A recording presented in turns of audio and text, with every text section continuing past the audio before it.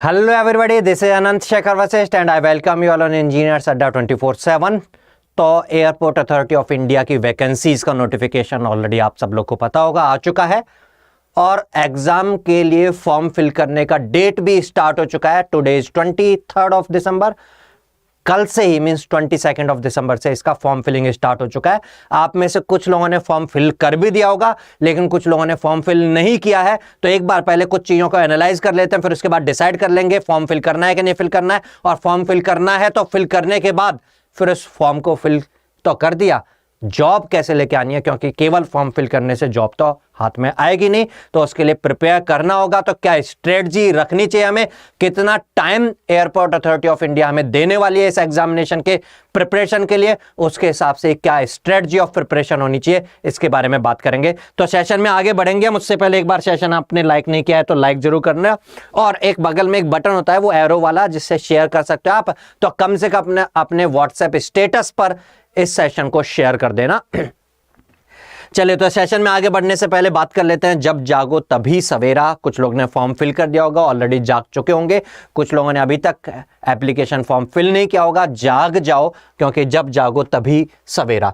तो हम यहां पर एयरपोर्ट अथॉरिटी ऑफ इंडिया में क्या करने वाले हैं, पहले तो इसके बारे में बात कर लेते हैं। एयरपोर्ट अथॉरिटी ऑफ इंडिया में एटीसी की जॉब में जो भी एयरपोर्ट्स हैं, उन एयरपोर्ट्स में आपको जॉब मिलती है। चाहे फिर वो कश्मीर का एयरपोर्ट हो सकता है, दिल्ली का एयरपोर्ट हो सकता है, चंडीगढ़ हो सकता है, इलाहाबाद हो सकता है, लखनऊ हो सकता है, जयपुर हो सकता है, उदयपुर हो सकता है, जोधपुर हो सकता है, भोपाल हो सकता है। बहुत सारी लोकेशंस है, और सारी की सारी लोकेशंस, कोई भी अगर एयरपोर्ट है तो सीधी सी बात है अच्छे सिटी के अंदर आपका होगा लोकेशन, और रिमोट में नहीं होगा। आपका जो लोकेशन होगा वो शहर के अंदर होगा। हाँ, शहर से बाहर होते हैं एयरपोर्ट थोड़ा सा 10-15 किलोमीटर, लेकिन हाँ ऐसा नहीं होगा कि लाइक अदर पीएसयूज की अगर हम बात करें तो पीएसयूज में जो होता है वो बहुत ही ज़्यादा रिमोट में लोकेशंस होती है। तो ऐसा लोकेशन का जो प्रॉब्लम है वो नहीं रहने वाला है। एक अच्छी जॉब मिलने वाली है, और इसका सीटीसी जो रहता है वो 12 lakhs पर एनम रहेगा स्टार्टिंग में। मतलब आप कह सकते हो कि आपकी जो सैलरी होगी वो 80,000 से 1 लाख इन हैंड आपको मिलने वाली है स्टार्टिंग में, ठीक है। और जैसे जैसे आपकी सीनियरिटी बढ़ती जाएगी उसके साथ साथ वो सैलरी भी इंक्रीज होती जाएगी। वर्किंग जो रहेगी वो यहाँ पर क्या रहेगी, तो यहाँ पर जो एटीसी का जो वर्किंग रहता है वो रहता है जो भी एयरपोर्ट्स हैं उन एयरपोर्ट्स में अकॉर्डिंग टू वेदर कंडीशन जो आईएमडी होता है। अच्छा, आईएमडी से याद आया, इंडियन मेट्रोलॉजिकल डिपार्टमेंट, जो मौसम विभाग के एम्प्लॉयज होते हैं, हर एयरपोर्ट पर आईएमडी का ऑफिस होता है। वो इंस्ट्रक्ट करते हैं, वो बताते हैं कि मौसम की कंडीशंस कैसी हैं। लाइक कभी कोहरा हो सकता है, कभी तेज बारिश हो सकती है। तो ऐसी कंडीशंस में जो भी प्लेन्स आने वाले हैं उन प्लेन को उतरने के लिए उतरने देना है, नहीं देना है। और फिर उसके बाद जो एटीसी होता है वो अपना दिमाग लगा के डिसाइड करता है कि इतनी फ्लाइट्स लैंड होने वाली होती हैं इस टाइम पर, इतनी फ्लाइट्स वहां से आने वाली होती हैं, इतनी फ्लाइट्स को टेक ऑफ करना होता है। तो उन फ्लाइट्स का टेक ऑफ और लैंडिंग किस टाइम पर शेड्यूलिंग किया जाए, वो अगर कोई लैंड होने वाली फ्लाइट है तो उसको अलाउ किया जाए या भी घुमाते रहा जाए। आपने कुछ मूवीज देखी होंगी तो जिसमें एटीसी जो होता है वही इंस्ट्रक्ट करता है पायलट को कि हाँ आपको इस वाले वहां पे जो रनवे होते हैं तो इस वाले रनवे पर आपको उतरना है और इस टाइम पर आप उतरोगे। ऐसे टेक ऑफ करना है तो इस टाइम पर आपको टेक ऑफ करना है, यहाँ से ये वाले रनवे तक जाना है आपको। अगर आपने फ्लाइट से अगर आपने कभी ट्रैवल किया हो तो देखा होगा, तो फिर उस रनवे से उड़ान भरनी है आपको। तो मल्टीपल बहुत सारे रनवे होते हैं, तो ये एटीसी का वर्क होता है और इसके लिए थोड़े से माइंड की जरूरत पड़ती है। इसीलिए एयरपोर्ट अथॉरिटी ऑफ इंडिया इसके लिए अच्छे माइंड वाले जो पर्सन्स हैं, जिन्होंने इंजीनियरिंग में अपने माइंड को अच्छे से डेवलप कर लिया होता है, उन्हीं को कॉल करती है, या जिन्होंने फिजिक्स मैथ्स पढ़ी होती है, क्योंकि दोनों ही सब्जेक्ट्स माइंड को अच्छे से डेवलप करते हैं। तो इसका जो एग्जाम होता है उसमें भी फिजिक्स और मैथमेटिक्स वाला पार्ट होता है। तो इसीलिए बीएससी या फिर बीटेक वाले स्टूडेंट्स को ये कॉल करते हैं। चलिए, तो ये तो हुआ वर्किंग यहाँ पर क्या रहता है। अब इसका जो एग्जाम होने वाला है, जैसा भी मैंने बताया, फिजिक्स और मैथमेटिक्स ये दोनों पार्ट होते हैं इसके सब्जेक्ट्स में। तो यहाँ पर इसके अलावा आपका जनरल जो इंटेलिजेंस है उसको चेक करने के लिए यहाँ पर 50% वेटेज होता है, जिसमें 60 क्वेश्चंस होंगे, जिनमें से 20 क्वेश्चंस आपका इंग्लिश लैंग्वेज के लिए होंगे, है ना। उसके अलावा जनरल इंटेलिजेंस एंड रीजनिंग के लिए 15 क्वेश्चंस होंगे 15 मार्क्स के।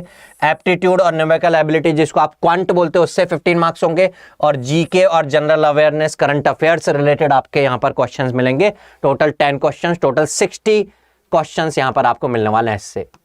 ठीक है, तो यहाँ पे एक छोटे छोटे अलग अलग पार्ट्स हैं, आप एक एक चीज पर ग्रेप आप अपना बनाते हो, एक एक चीज को कवर कर सकते हो सकता है किसी का क्वांट वाला पार्ट जो होगा, रीजनिंग वाला पार्ट जो होगा वो अच्छा होगा लेकिन इंग्लिश में प्रॉब्लम हो रही होगी, किसी का इंग्लिश वाला पार्ट, लैंग्वेज वाला पार्ट अच्छा होगा, करंट अफेयर्स अच्छा होगा लेकिन क्वांट रीजनिंग में स्पीड की प्रॉब्लम हो रही होगी। तो वो इंप्रूव करने के लिए यहाँ पे हमारे पास टाइम है, अभी वो इंप्रूव करना है।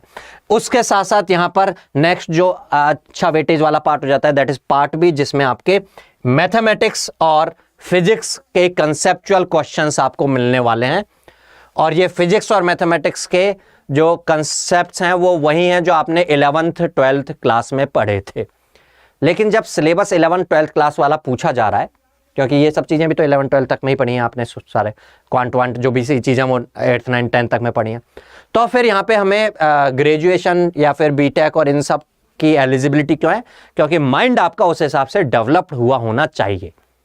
रिक्वायरमेंट जो है वो तो ये है, लेकिन माइंड आपका जैसे जैसे आप पढ़ते हो तो उसके हिसाब से डेवलप होता है ना, तो माइंड उस हिसाब से आपका डेवलप्ड हुआ होना चाहिए।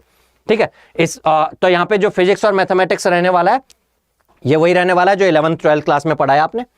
तो टोटल क्वेश्चंस 120 मिलने वाले हैं, 120 मार्क्स के लिए 120 मिनट्स आपको ड्यूरेशन मिलेगा, मतलब एक क्वेश्चन 1 मिनट में होना है, तो एक क्वेश्चन अगर 1 मिनट में होना है तो चलिए यहाँ तो कोई बात नहीं, इंग्लिश वाला पार्ट हो जाएगा, करंट अफेयर्स के साथ टच में हो तो 1 मिनट नहीं छोड़ो बल्कि 30-40 सेकंड्स में हो जाएगा, वहां से टाइम सेव कर सकते हो। तो थोड़ा सा स्पीड को आपको ध्यान में रखना पड़ेगा यहाँ पे क्वांट और रीजनिंग में, वहां थोड़ी सी स्पीड मेंटेन करनी पड़ेगी और फिजिक्स और मैथमेटिक्स को इस लेवल पर प्रैक्टिस करके जाना पड़ेगा कि कोई भी नया क्वेश्चन आपके सामने दिखे, अगर उसमें थोड़ी कैलकुलेशंस भी हैं अगर, तो वो 60 सेकंड्स में मींस 1 मिनट में हो पाए।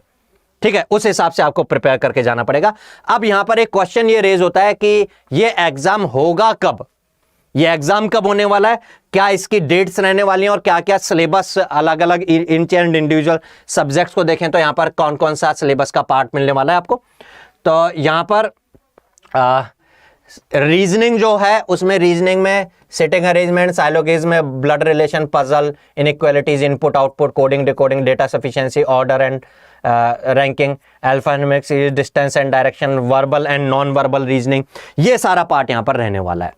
ठीक है, ये रीजनिंग वाला पार्ट रहा। उसके बाद अगर हम बात करते हैं यहाँ पर लैंग्वेज में, इंग्लिश से रिलेटेड अगर हम बात करें तो ये सारा जो है इंग्लिश लैंग्वेज से रिलेटेड पार्ट है। अगर हम ओवरऑल काउंट करते हैं तो 1 2 3 4 5 6 7 8 9 10 11 12 के आसपास टोटल टॉपिक्स हैं, और अगर एक टॉपिक को अगर हमें प्रिपेयर करना है तो कम से कम एक दिन उसको समझा जाए, अगले दिन उससे रिलेटेड प्रॉब्लम्स प्रैक्टिस की जाए, तो इतने दिन तो चाहिए। आप इंग्लिश के लिए बात करें अगर ऐसे, अगर आप रीजनिंग के लिए बात करें तो उसमें भी टॉपिक्स जो थे करीब 12-15 टॉपिक्स हैं, तो इतने दिन आपको चाहिए कम से कम।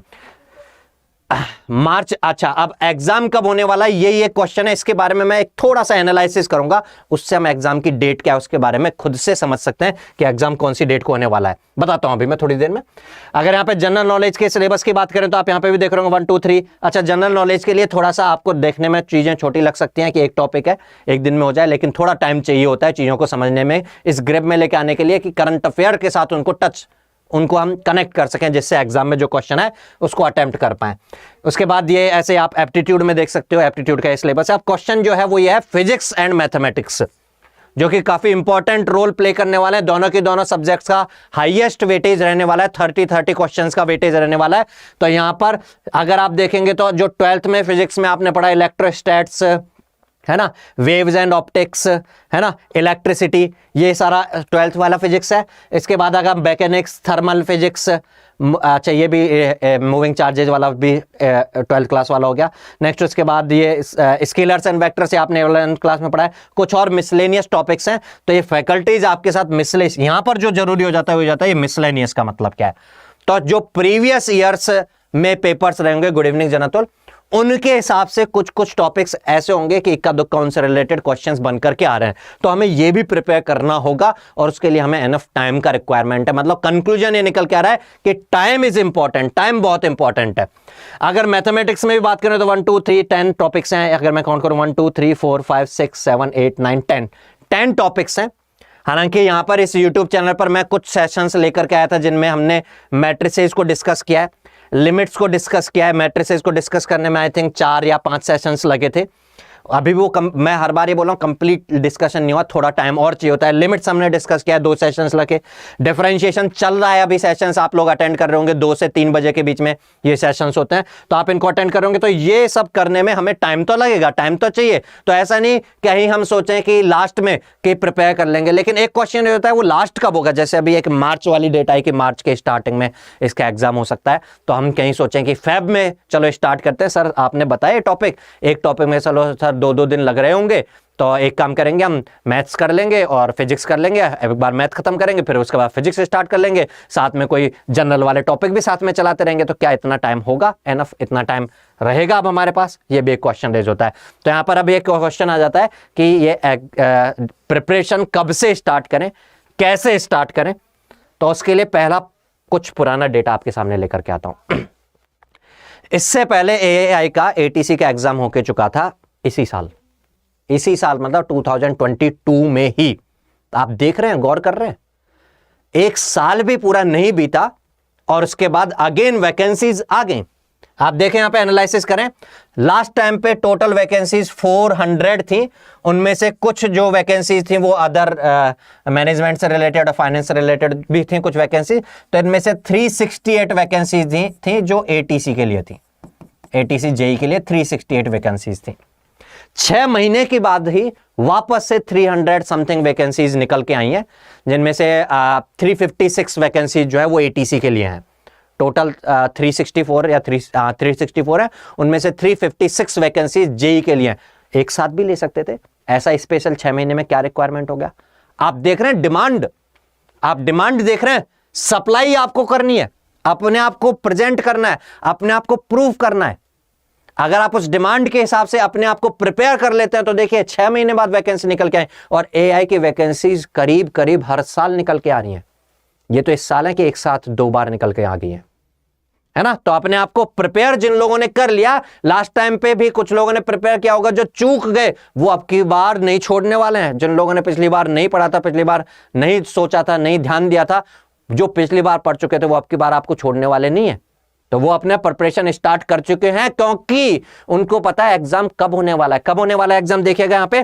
पिछली बार जो ऑनलाइन एप्लीकेशन स्टार्ट हुए थे वो 15 जून से हुए थे और 14 जुलाई को इसका एप्लीकेशन का एंड हो रहा था। इस बार क्या है, ऐसा इस बार स्टार्ट हुआ, देखो 1 महीने का टाइम मिला है, 15 से स्टार्ट होकर 14 को खत्म। इस बार स्टार्ट कब हुआ है? इस बार स्टार्ट हुआ है 22 को, 9 दिसंबर को नोटिफिकेशन आया था, 22 से स्टार्ट हो गया है और 21 मतलब वही 1 महीने का टाइम है फॉर्म फिलिंग के लिए। कुछ लोग फॉर्म फिल करने के बाद जागेंगे, उनके साथ क्या होगा? उनके साथ वही होगा जो पिछली बार हुआ। 14 जुलाई को लास्ट डेट थी। एग्जाम कब हुआ होगा बताएंगे जरा, एग्जाम कब हुआ होगा? 14 जुलाई को लास्ट डेट थी। कितना टाइम दिया होगा एआई ने एग्जाम का प्रिपरेशन करके एग्जाम में अपियर होने का? एग्जाम कब हुआ होगा बताएंगे जरा एक बार, आप लोग अंदाजे लेके से बताएंगे कुछ, एग्जाम कब होना चाहिए सर? अगर 15 से स्टार्ट होके 14 जुलाई तक फॉर्म फिलिंग का लास्ट डेट है, उसके बाद एग्जाम कब कंडक्ट हुआ होगा? कितना टाइम दिया होगा एग्जाम के लिए? कोई बात नहीं, हर कोई बिगिनर होता है। आप तो मुझे एक बार अपना एक्सपीरियंस से बताइए कि थोड़ा सा भी एक्सपीरियंस हो कि भाई इतना टाइम तो चाहिए, इतने सिलेबस को पढ़ना है, तो उसके लिए कितना टाइम चाहिए, कितना टाइम चाहिए और कितना टाइम दिया होना चाहिए, कब पेपर होना चाहिए? अभी होके चुका है पेपर, अभी 4 दिन पहले। अगर मैं ऐसा बोल रहा हूं तो झूठ है ये। पेपर कब हुआ होगा इसका बताना जल्दी, सब लोग रेस्पॉन्ड करो भाई। देख रहे हो, अपना रिव्यू तो दे सकते हो, अपना व्यू बताओ कि हाँ बस सर इसके बाद 1 महीने का टाइम दिया होगा, 1.5 महीने का टाइम दिया होगा, 2 महीने का टाइम दिया होगा। उस हिसाब से अब की बार कब एग्जाम होने वाला है उसकी डेट निकाल लेंगे हम। जल्दी यार अपना व्यू बताओ।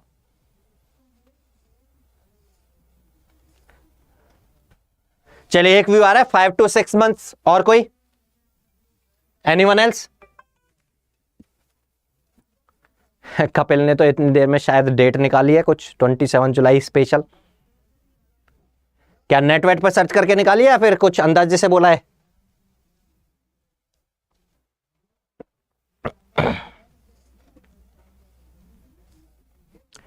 अगस्त में हुआ था। अगस्त में कब? Last of August, starting of अगस्त या लास्ट ऑफ अगस्त? देखो मुझे लगता है कि 1 महीने का टाइम तो कम से कम देना चाहिए। अभी अभी हम एनालिसिस करके चुके थे, हमने देखा था कि टॉपिक्स जितने, अगर रोजाना हम मैथ्स भी पढ़ रहे हैं, हम फिजिक्स भी पढ़ रहे हैं, हम इंग्लिश भी पढ़ रहे हैं, जनरल वाला भी कोई एक टॉपिक पढ़ रहे हैं, और तो 1 घंटा अगर एक टॉपिक को ले दे रहे हैं तो एक टॉपिक को खत्म होने में 2 दिन तो मिनिमम लगने वाला है। मैं जनरल की बात करूं, अगर वहीं पे मैथ्स या फिजिक्स की बात करूंगा तो वही 3 से 4 दिन तक भी जाएंगे, कुछ टॉपिक्स ऐसे हैं, है ना। तो 30, 40, 45 दिन का टाइम तो मिलना चाहिए सर, 45 डेज का टाइम मिलना चाहिए। इसका मतलब 14 जुलाई के बाद 15 दिन जुलाई में और फिर अगस्त में, या तो एंड ऑफ अगस्त, मुझे जो लगता है जो सही होगा वो होगा एंड ऑफ अगस्त में होना चाहिए एग्जाम, या फिर और अच्छा हो जाएगा स्टूडेंट्स के लिए, अच्छे से प्रिपेयर करके आएंगे अगर वो एंड ऑफ अगस्त की बजाय सितंबर में ले लें एग्जाम, तो मजा ही आ जाए। सितंबर में 5-10 सितंबर के बाद ले लें तो सब कुछ प्रिपेयर करके चले जाएं हम, लेकिन ऐसा हुआ नहीं। एनालिसिस बिल्कुल ठीक है, एनालिसिस बिल्कुल ठीक है कि जो टाइम रिक्वायर्ड है वो 45 डेज का टाइम रिक्वायर्ड है, लेकिन वो 45 डेज का टाइम जो रिक्वायर्ड है उसके लिए 1 महीना यही है भाई। बल्कि ये नहीं, जो अच्छे समझदार लोग हैं वो जब नोटिफिकेशन निकला होगा ना, जैसे इस बार नोटिफिकेशन निकला है 9 दिसंबर से, तभी से प्रिपेयर करना स्टार्ट हो गया, क्योंकि जैसे ही नोटिफिकेशन निकला सब कुछ आ चुका है कि इतने क्वेश्चन होंगे, इतने मिनट का होगा, ये टॉपिक्स होंगे, सब कुछ पता है। तो काहे प्रिपेयर नहीं कर रहे हो भाई, किसका इंतजार है? बिल्कुल सही बोल रहे हैं नितिश, जो एग्जाम हुआ था वो एग्जाम इतनी लेट नहीं हुआ था, एंड ऑफ अगस्त या सितंबर में नहीं हुआ था, एग्जाम हुआ था इसी के, आप अगर देखते हैं, अगर आप देखते हैं यहां पर तो 1 महीना ये और फिर करीब 12-13 दिन और दिए थे। 20 ऑनलाइन एग्जाम था, 3 शिफ्ट में एग्जाम हुआ था, 27 से लेकर के और मतलब जुलाई के एंड में एंड अप हो गए थे सारे सेट्स का एग्जाम। इज इट क्लियर और नॉट? समझ में आ रही है बातें? तो इस बार भी क्या एक्सपेक्ट कर सकते हैं हम? इस बार भाई 21 जनवरी लास्ट डेट है, तो जनवरी चलो पूरा छोड़ के फेब के स्टार्टिंग में मुझे लगता है कि 5 से लेके 10 फेब तक के बीच में कोई भी डेट आ जाएगी। 5 फेब से लेकर के 10 फेब तक के बीच में कोई भी डेट आ जाएगी। जो समझदार थे, जिन्होंने पुराना एक्सपीरियंस लिया था, वो लोग ऑलरेडी प्रिपेयर करना स्टार्ट कर चुके हैं। लाइक मैं भी पिछले करीब 1.5-2 वीक से सेशंस ले रहा हूं और उन सेशंस में लाइव में आकर के क्लासेस अटेंड कर रहे हैं और पूछते हैं कि सर बैच कब स्टार्ट होगा। वो बैच कब स्टार्ट होगा मतलब वो एक इंटरेक्टिव मैनर में डेडिकेटेडली प्रिपेयर करने का इंतजार कर रहे हैं कि सर जल्दी से जल्दी स्टार्ट करो, क्योंकि उनको पता है टाइम बहुत ज्यादा नहीं मिलने वाला है। तो आप भी यही मान के चलिए कि 5 फेब के आसपास में, नजदीक में, 1-2 दिन ऊपर नीचे कोई भी डेट आ सकती है। अगर 10 फेब के बाद डेट आती है तो ये मान के चलिएगा वो हमारे ऊपर परोपकार होगा, एआई वालों की तरफ से, एआई मैनेजमेंट की तरफ से परोपकार होगा कि हमारे ऊपर थोड़ा सा उन्होंने दया कर ली कि टाइम और दे देते हैं। समझ रहे हैं बात ये? तो जो लोग इस एक्सपीरियंस को ध्यान में रख रहे होंगे उन्होंने अपनी प्रिपरेशन स्टार्ट कर दिया होगा। इसी YouTube चैनल पर रोजाना हम सेशन लेकर के आते हैं। रोजाना 2 PM से लेकर के और 3 PM के बीच में मैं मैथमेटिक्स डिस्कस करता हूं, 2 PM से 3 PM के बीच में। उससे पहले फिजिक्स चलता है 1 PM से 2 PM के बीच में, 3 PM से लेकर के एंड 4 PM के बीच में इंग्लिश वाला क्लास आपका चलता है। इससे पहले आपका क्वांट वाला, रीजनिंग वाला जो है अभिषेक सर का क्लास चलता है, और उससे पहले अर्ली मॉर्निंग में 8 से 9 या 8:30 से 9:30 के करीब जो टाइम होता है उसमें आपका करंट अफेयर्स जीके वाला पार्ट चलता है। तो उन लोगों ने अपना प्रिपरेशन स्टार्ट कर दिया है। और जो लोग ये समझ चुके हैं कि सीरियसली पढ़ना है, हमें हर चीज को पढ़ना है, जो क्लास में डिस्कशन होता है उसके नोट्स का PDF भी हमें चाहिए, हमें डाउट्स अगर पूछे हम तो डाउट्स उसी टाइम पर पूछ सके, हम डाउट्स को शेयर कर सकें, उन लोगों ने ऑलरेडी बैचेस ज्वाइन भी कर लिए हैं और बैच स्टार्ट भी हो रहे हैं 26 दिसंबर से। हम बिल्कुल यहां पे कोताही नहीं बरतने वाले हैं भाई। अभी वेट नहीं करेंगे कि हाँ फॉर्म तो फिल होता रहेगा जनवरी में, चलो 15 जनवरी 20 जनवरी से बैच स्टार्ट करते हैं, नहीं। बैच स्टार्ट हो रहा है 26 फेब से। 26 दिसंबर से लेकर के हमें पूरा जनवरी का टाइम मिलने वाला है। 5 दिन इधर मान के चलो, 5 दिन फेब में मान के चलो, तो हमारे पास करीब 40 डेज मिल रहे हैं हमारे पास हमें 5 दिन की अभी भी कमी है, तो उस 5 दिन को तो थोड़ा सा और मेहनत करके करना पड़ेगा हमें। मैंने आपको सिलेबस एनालाइज करके बता दिया। मैं गारंटी के साथ कह सकता हूं कि मैथ्स में, फिजिक्स में कोई इक्का दुक्का टॉपिक ही ऐसा कोई होगा जो 2 दिन में खत्म हो पाएगा। 3 दिन तक भी लगेंगे, क्वेश्चंस भी करने हैं, चीजों को समझना भी है।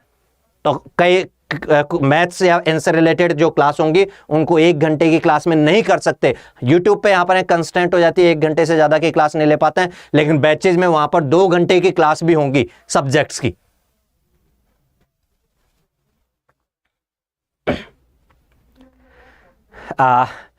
शरत, classes will be in bilingual language, means आपको जो नोट्स प्रोवाइड होंगे that will be in English, explanation will also be in English. If you will feel any uncomfortable with something then it will be in English, लेकिन notes भी English में होंगे, लेकिन ज्यादा अच्छे से समझ सकते हैं अगर आप हिंदी में, तो इसलिए हिंदी में होता है। मतलब ज्यादा अच्छे से आप चीजों को समझ सकते हैं हिंदी में, इसलिए हिंदी में समझाया जाएगा। But that will be in bilingual also, means जो भी टेक्निकल टर्म्स होती हैं वो इंग्लिश में ही होती हैं, जनरल वे ऑफ टॉकिंग जो होगा वो इंग्लिश में, हिंदी में होगा।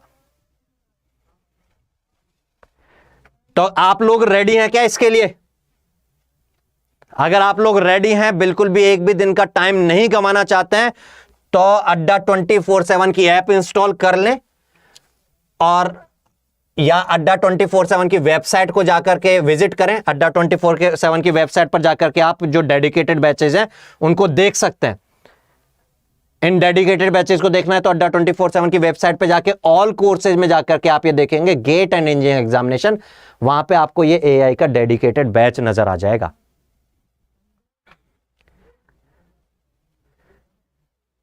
बॉन्ड 7 लाख का जो है वो ट्रेनिंग से नहीं, बॉन्ड में पैसे नहीं प्रोवाइड करने होते हैं, बॉन्ड में 1 रुपए भी भरना नहीं होता है। बॉन्ड का मतलब ये होता है कि आप ट्रेनिंग आपने कंप्लीट कर ली, उसके बाद ट्रेनिंग में क्या होता है कि एक तो आपको सैलरी मिलती है, पूरी काम तो कुछ करना नहीं होता, आपको सैलरी दी जाती है, आपको रहने वहने का सब अरेंजमेंट करवाया जाता है। ठीक है, जनरली जो ट्रेनिंग होती है ये इलाहाबाद वाले सेंटर पर होती है ना, तो आपको रहने वहने का अरेंजमेंट करवाया जाता है, वो खर्चा, ऊपर से आपको सैलरी देना स्टार्ट हो जाता है, फर्स्ट डे से आपके सैलरी काउंट होना स्टार्ट हो जाती है, काम कुछ कर नहीं रहे हो आप।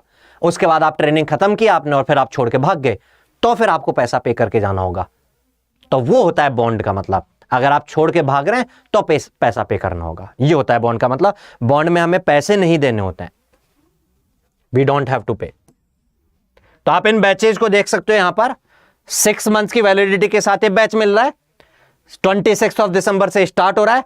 क्लासेज जो होगी मॉर्निंग 9 AM से लेके 7:30 PM के बीच में शेड्यूल होंगी। ठीक है, इंग्लिश भी होगा इसमें, जनरल नॉलेज, करंट अफेयर्स भी होगा, क्वांट एंड रीजनिंग भी होगा, फिजिक्स भी होगा, मैथ्स भी होगा, सब कुछ कवर होगा इसमें। इन बैचेज में सब कुछ कवर होगा। और इसके अलावा ये लाइव में सेशंस होंगे, और लाइव में जब आप अड्डा 24/7 की ऐप पर जब भी कोई कोर्स पढ़ रहे होते हैं तो उसमें इस तरह से चैट जब लिख करके आप भेजते हैं यहाँ पे, और तो ये 20 सेकंड बाद जो आ रहा होता है ना हमारे पास, फिर हम उसके हिसाब से रेस्पॉन्ड करते हैं, तब तक आगे बढ़ चुके होते हैं हम। वो नहीं होता है, रियल टाइम में इंटरेक्शन होता है। और उसके अलावा चैट के अलावा आप बोल के भी बात कर सकते हैं फैकल्टी से उस टाइम पर। तो आप कमेंट बोल के भी कर सकते हैं, कोई भी अगर रिक्वायरमेंट होती है तो उसके अकॉर्डिंग।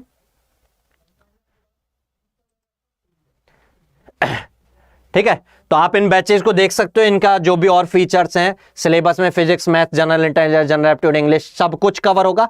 ठीक है, अच्छा ये जो प्राइस है 9,999 है। वैसे आपको 1 लाख की 12 लाख पर एनम की जॉब के लिए इतना पैसा खर्च करने से चूकना नहीं चाहिए। हमारे टाइम पे तो ऑनलाइन फैसिलिटीज होती ही नहीं थी, तो हमें कोई कोचिंग ज्वाइन करनी होती थी, कोई कोर्स ज्वाइन करना होता था, तो घर से आने जाने का जो पेट्रोल का, या फिर अगर हम ट्रांसपोर्ट से जाते थे, पब्लिक ट्रांसपोर्ट से, तो ही इतना खर्चा हो जाता होगा उस टाइम पर हम लोग का। तो आपको ये पूरा कोर्स मिलता है इतने में, तो है ना। बस इसमें और आप ऑफर अप्लाई करके इसको और अमेजिंगली अफोर्डेबल बना सकते हैं। उसके लिए आपको क्या करना है, आपको कोड यूज में लेना है, दैट इज G657।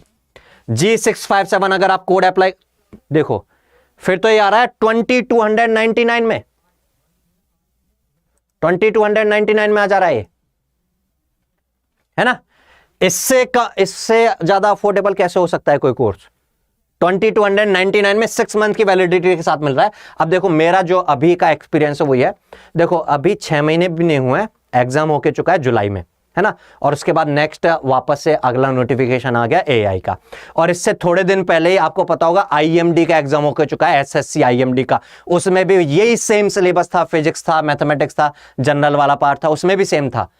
तो जिन लोगों ने उस टाइम पर एसएससी आईएमडी का डेडिकेटेड बैच या ऐसे एटीसी का डेडिकेटेड बैच ज्वाइन करने के बजाय महापैक खरीद लिया होगा, वो उस कोर्स को भी उन्होंने एंजॉय किया होगा और इस कोर्स में भी वो एंजॉय करेंगे। महापैक में क्या मिलता है, देखिए आपको महापैक के बारे में बता देता हूं। आपकी branch for example EC, electrical, electronics, civil, mechanical में से कोई हो सकती है। तो आप इंजीनियरिंग महापैक में जाएंगे तो यहां पर हर एक डिफरेंट ब्रांचेस के लिए महापैक है। इन महापैक को ज्वाइन करने से क्या होगा आपका, देखें ये जैसे यहां पे ईसी इलेक्ट्रिकल का महापैक है, इसमें अरे बाबा रे, ये ईयर एंड में सेल स्टार्ट हो गई। देखो यहां पे अभी तक 12 मंथ्स की वैलिडिटी मिलती थी, अब 12 + 12 मंथ्स मींस 2 इयर्स की वैलिडिटी आपको मिलने वाली है यहां पर इस महापैक में। अगले 12, अगर ये आप ईयर एंड सेल में अगर ज्वाइन कर लेंगे तो उस केस में यहां पर आपको 2 साल की वैलिडिटी मिल जाएगी। मतलब एक इसको तो लाइफ टाइम बोलते हैं, 2 साल में तो कोई भी एग्जाम निकल ही जाएगा आपका। टाइम लगेगा अभी, टाइम है। ठीक है, ये हो ही जाएगा। इसमें भी आप अगर ऑफर्स होने वाला है सर, इसमें भी अगर आप ये कोड अप्लाई करेंगे दैट इज G657, तो ये देखो 3200 में मिल रहा है 24 मंथ्स के लिए। आप समझ सकते हो इस 24 मंथ्स में मैं तो ये चाहता हूं कि आपका एआई का एग्जाम निकल जाए, ठीक है, इसी बार निकल जाए। अभी फैब में जो एग्जाम होने वाला है उसके बाद आप फ्री हो जाएं, उसके बाद जल्दी से जाएं, अपना ट्रेनिंग ज्वाइन करें, वहां पे एंजॉय करें, खाएं पिएं, ऐश करें वहां पर अपने 6 महीने तक अपनी ट्रेनिंग में, अच्छा पैसा कमाएं, घर पे भी पैसा भेजना स्टार्ट करें। लेकिन फिर भी बाई चांस नहीं होता है तो ऐसी अपॉर्चुनिटीज आती रहने वाली हैं। चाहे आप सिविल ब्रांच में हो, सिविल के भी एग्जाम्स निकलते रहते हैं, इसी तरीके के वैकेंसीज निकलती रहती हैं। मैकेनिकल में हो, अच्छा ये जो है इस एआई में तो सभी इंजीनियरिंग के स्टूडेंट्स जो हैं, इंजीनियरिंग ग्रेजुएट एलिजिबल है, बीएससी वाले भी एलिजिबल है। तो बीएससी वालों के लिए जैसे अभी इससे पहले एसएससी आईएमडी का एग्जाम आया था, उसमें भी बीएससी वाले एलिजिबल थे। बहुत सारे एग्जाम होते हैं जिनमें बीएससी ग्रेजुएशन वाले भी एलिजिबल होते हैं, और उनमें अगर फिजिक्स, मैथमेटिक्स ये पूछा जाता है तो बीएससी वाले उनको क्रैक भी कर सकते हैं आराम से। तो वो लोग भी इनमें से कोई इंजीनियरिंग महापैक ज्वाइन कर सकते हैं। फिर जिनमें बीएससी भी एलिजिबल होगा उन बैचेस को आप बिल्कुल कभी भी उनके सब्सक्रिप्शन आपको एक्स्ट्रा अलग से बाय करने की जरूरत नहीं पड़ेगी, तो आप ये ले सकते हैं। अगर ये नहीं तो फिर आप एआई का जो डेडिकेटेड बैच है जो 26 दिसंबर को स्टार्ट हो रहा है उसको ज्वाइन कर सकते हैं। तो आप इन बैचेस को ज्वाइन कर लें। देखो हमने अभी एनालाइज किया है कि टाइम बहुत ज्यादा नहीं मिलने वाला है, हमें बिना टाइम गंवाए बैचेस के स्टार्ट होने से पहले बैचेस को ज्वाइन कर लें। और अभी ये क्रिसमस सेल चल रही है 26 दिसंबर तक, कहीं आप उसके बाद सोचें कहीं फिर ये सेल खत्म ना हो जाए, है ना। तो ये वाला कोड यूज में लेना है G657। अच्छा, और एक चीज और, अगर आप ये अड्डा 24/7 की वेबसाइट की बजाय अड्डा 24/7 की ऐप पर जाकर के देखेंगे तो एक्स्ट्रा 1% ऑफ और मिल जाएगा आपको। इसी में एक्स्ट्रा 1% ऑफर प्राइस और हो जाएगी अड्डा 24/7 की ऐप पर। अड्डा 24/7 की ऐप पर और भी बहुत सारी चीजें जो हैं वो बिल्कुल फ्री होती हैं, तो आपको अड्डा 24/7 की ऐप तो इंस्टॉल कर ही लेनी चाहिए। और अड्डा 24/7 की ऐप पर इन कोर्सेज को भी जाकर के आप देख सकते हो, वहां पर एक्स्ट्रा आपको कॉइन बैलेंस मिलेगा, उस कॉइन बैलेंस को आप रिडीम करके 1% का ऑफर और अप्लाई कर सकते हैं। तो मुझे लगता है कि सब लोग को ये पता चल गया होगा कि एग्जाम कब होने वाला है इस सेशन से। तो एग्जाम में ज्यादा दिन बचे नहीं है, एक भी दिन को गंवाए बिना आज से ही, अभी से ही प्रिपरेशन स्टार्ट कर देनी चाहिए, क्योंकि जब जागो तभी सवेरा। चलिए तो मिलेंगे नेक्स्ट सेशन में, तब तक के लिए good bye, take care, all the best.